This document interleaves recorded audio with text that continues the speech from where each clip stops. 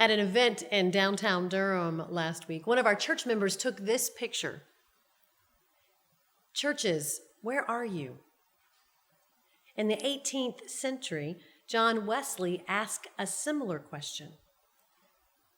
He was agitating around the issue of slavery, and that was a surprise coming from a man who believed so strongly in the monarchy. He believed so strongly in power coming down and not the power of the people in the streets.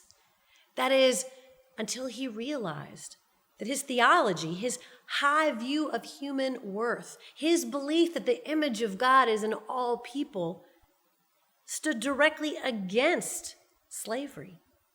And so he began to write and speak and march and agitate, asking in his own way, churches, where are you?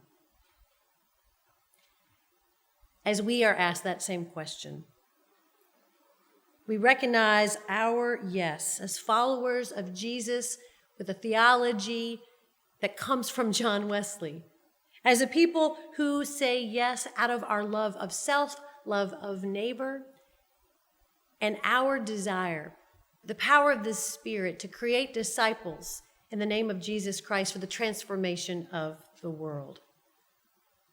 Duke Memorial Church, where are we when it comes to racism?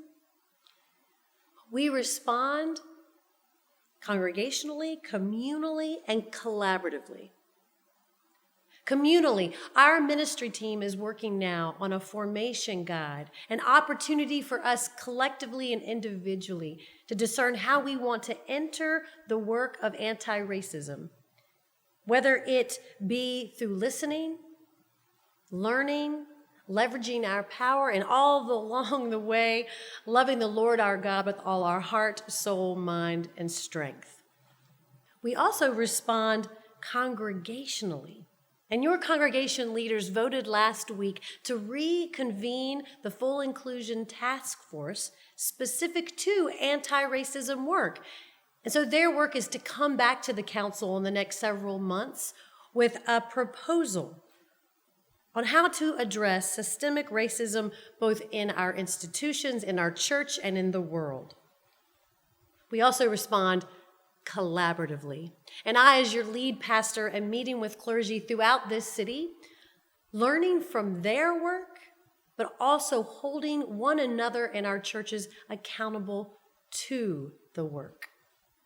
I want to thank you, congregation, for asking us as your ministry team where we are in this work, even as we recognize together that the work is, it's a journey, it's long, it's personal, it's emotional, it's messy, and it's tough, right?